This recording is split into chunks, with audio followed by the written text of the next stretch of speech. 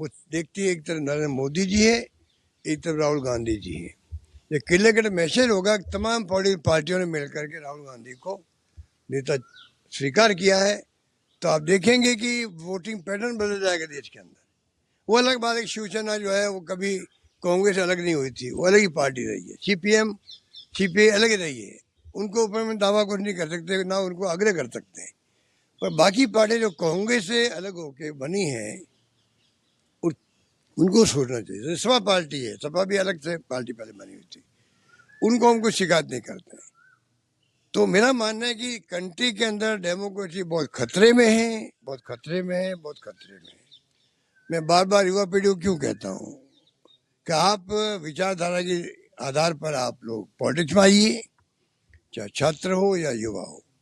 वक्त आ गया आपका, आइए, भाग लीजिए राजनीति में, समझिएगा सबकी विचारधारा, जो आपको अच्छी लगे देश हित में उस पार्टी ज्वाइन कीजिए, हमें कोई एतराज नहीं है। पर कम से कम आइए, इन्वॉल्वमेंट तो कीजिए। इतिहास आपको भी तो पूछेगा आने वाले वक्त में भी, आपके वक्त में आपने क्या भूमिका अदा करी थी। उसे बचिए नहीं, आप बचो मत, आओ, भाग लो और अपनी भूमिका भागीदारी निभाओ। सर, पायलट साहब ने आज कहा कि आप उन्हें अपने बेटे वैभव जी की तरह प्यार करते हैं। सही कहा, गलत क्या कहा है? गलत क्या है क्या? तो मैं पहले कह चुका हूँ, तो 2-3 दिन बात कह रहे हैं।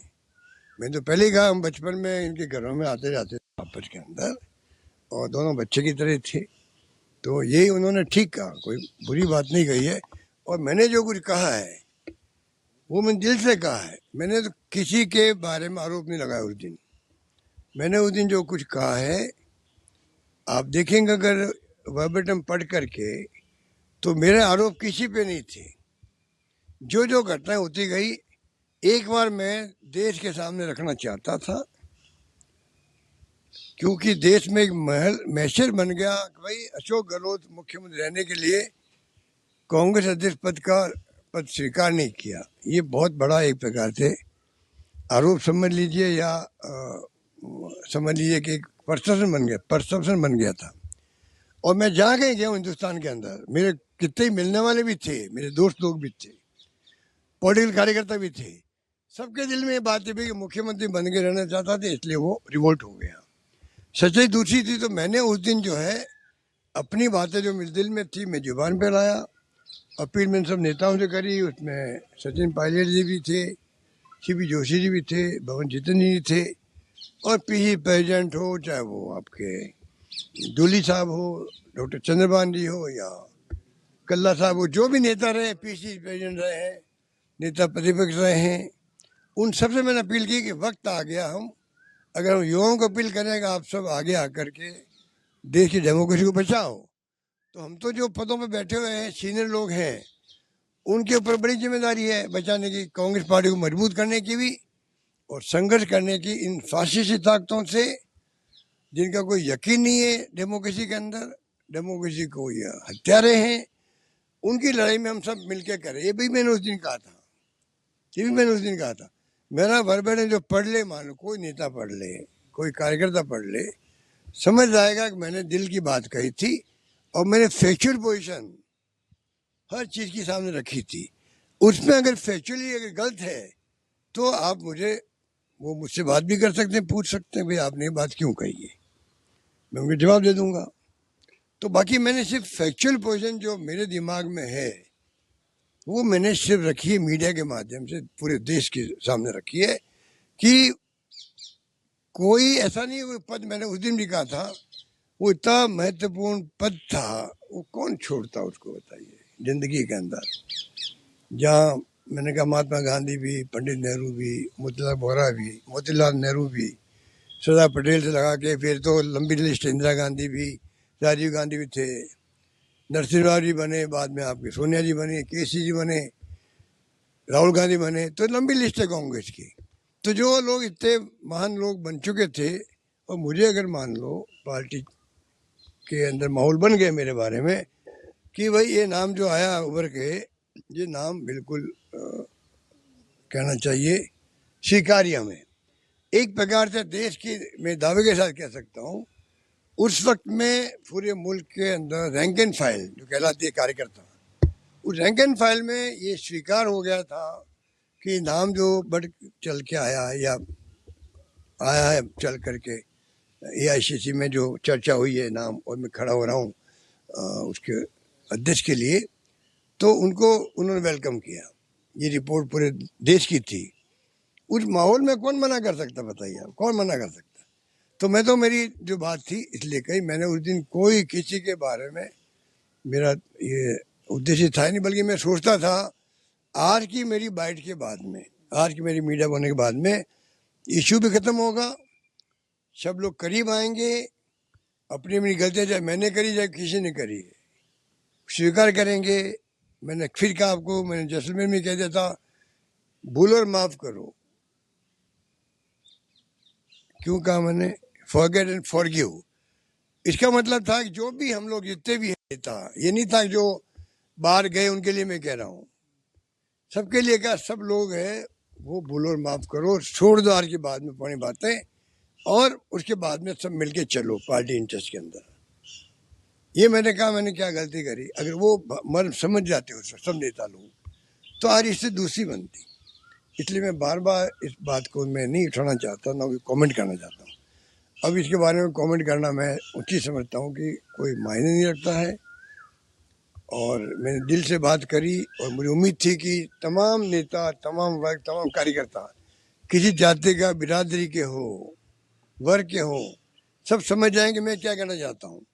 जो समझने वाले समझ भी गए अधिकांश लोग, तो अब कुछ लोग नहीं समझ पाए मान लो, तो धीरे धीरे वो भी समझ जाएंगे, वो भी समझ जाएंगे देश हित में क्या है और पार्टी के हित में क्या है। और जो सच्चा कांग्रेसी होगा वो तो अवश्य मेरी भावनाओं को समझ करके फिर रिएक्ट करेगा, किसी भी तरह करे उसके ऊपर है। बीजेपी बनाम 7 साल, वो कह रहे हैं 7 साल में कुछ नहीं हुआ, मोदी जी के 12 साल में सब कुछ हुआ। ये इन बातों को तो, ये तो इनके बारे में क्या क्या शब्द काम लें वो कम पड़ते हैं। अब पंडित नेहरू के पीरियड के एक दिन अधिक कर लिया, लाखों करोड़ रुपए के विज्ञापन आ रहे हैं, पूरी सरकारें लग गई, देश भर की लग गई है। मोदी जी की उपलब्धि है क्या? जिस नेहरू को आपने तो क्या क्या उनको बदनाम करने के लिए कितने षड्यंत्र किए आपने, उस नेहरू के बाद में आप इस तरह की बातें कर रहे हो, ये शोभा देती है? आपने 12 साल तक नेहरू जी को कहाँ दिखाया? राहुल गांधी जी के बारे में कितने अटैक किए पूरा देश जानता है। और मैंने रामलीला मैदान में कहा था जब राहुल गांधी आए थे 10 साल पहले, तब मैंने कहा था कि ये देखना एक दिन वक्त आएगा जब राहुल गांधी ने जो बातें बोलते हैं, जो ये आलोचना करते हैं, इन सब के मुंह पे ताले लग जाएंगे। ये बात मैंने जयपुर के रामलीला मैदान में कही थी, रिकॉर्ड में होगी, उस वक्त में 10-12 साल पहले ही कह दी मैंने। तो आप सोच सकते हो कि मुझे मालूम था कि इनकी पर्सनैलिटी कैसी है, ये कितना शानदार इंसान है, गौर ईमानदार है, निष्ठावान है, समर्पित है देश के लिए, देशवासियों के लिए और गरीबों के लिए। सोशल सिक्योरिटी के जैन के अंदर है। इसलिए इन्होंने जो एक एजेंडा दिया है SC ST OBC का, माइनॉरिटी का, ये सोच समझ के दिया है। इसलिए मेरा मानना है कि उस व्यक्तित्व को समझने में पूरा देश को जब यात्रा करी तब समझ में आ गई थी। अब जो धीरे धीरे सबको समझ में आ गई, फिर भी लोग कई तरह चर्चा करना उनका स्वभाव के अंदर, उसके लिए हमारे में इलाज नहीं है। कार्रवाई प्रदेश में पहले नहीं हुई, किस तरह देखते हैं? आपका ट्वीट भी आया है, एंटी करप्शन ब्यूरो की कार्रवाई करोड़ी जी छापा मार रहे हैं, उसके सवाल करोड़ी मीणा जी का छापा तो इलीगल है, मैंने कहा इलीगल है, वो समझ नहीं पा रहे हैं, समझ नहीं पा रहे हैं। और मैं चाहता हूँ कि ये जो छापे में जो उनके साथ शागिर्द थे, उनके शागिर्द जो उनके द्वारा बनाए हुए कमेटी के मेंबर भी थे, मैं समझता हूँ 20 निगम के मेंबर थे शायद, कोई कह रहा था मुझे, जितने ही जो इनके शागिर्द थे, इनके साथ वाले थे, छापे वो साथ निभाते थे, जाके सौदे करते थे, यही खबर आ रही है मीडिया में। तो आप सोच सकते हो कि इस प्रकार से जो ये छापेमारी हो रही है ये उचित नहीं की जा सकती। नंबर 2, मंत्री को कहीं नहीं जाना चाहिए खुद को छापे डालने के लिए। मैं ये मेरे मुंह से नहीं कहना चाहता, कल कोई वहाँ आपस में झगड़ा भी हो जाए मान लो, तो मंत्री के लिए उचित नहीं है। मंत्री सम्मानित होता है, एक सम्मानित जो मुख्यमंत्री मंत्री होते हैं, अगर कहीं आप छापा डालने जाओ कोई अस्पताल में या कृषि विभाग के या और किसी विभाग के अंदर DSO के मंत्री जाए, मान लो खाद्य सुरक्षा मंत्री जाए, और मान लो वहाँ कोई बदतमीजी कर दे, गुंडागिर्दी कर दे उनके साथ में, तो उनके हित में तो नहीं है, हमारे प्रदेश के हित में भी नहीं, हम सबके हित में नहीं। जो हमारे मंत्री को कोई दुर्व्यवहार कर दे, ये उचित नहीं होता है।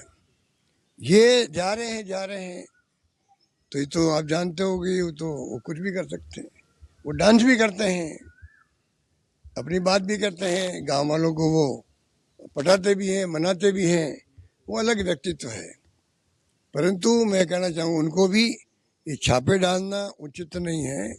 आपके अधिकारी छापे डालें, उनका काम है। आप सुनिश्चित करो छापे पड़े नहीं पड़े, पड़े तो छापे ईमानदारी से पड़े क्या, उसकी मॉनिटरिंग आप करो, एक्शन लो, उनके ऊपर लो या जो दुकानदार उनके ऊपर लो। खुद को नहीं जाना चाहिए, मेरा मानना है। ये पर्सनल एडवाइस भी उनको है, मेरी मंत्री जी को पर्सनल एडवाइस है, क्योंकि वो हमारे विधानसभा के माननीय सदस्य, हमारे कलीग भी है वो। आपके राज्य की खबरें, आपके शहर की खबरें सबसे पहले जानने के लिए देखते रहें अमर उजाला। चैनल को सब्सक्राइब जरूर कर लें और पाएं हर अपडेट।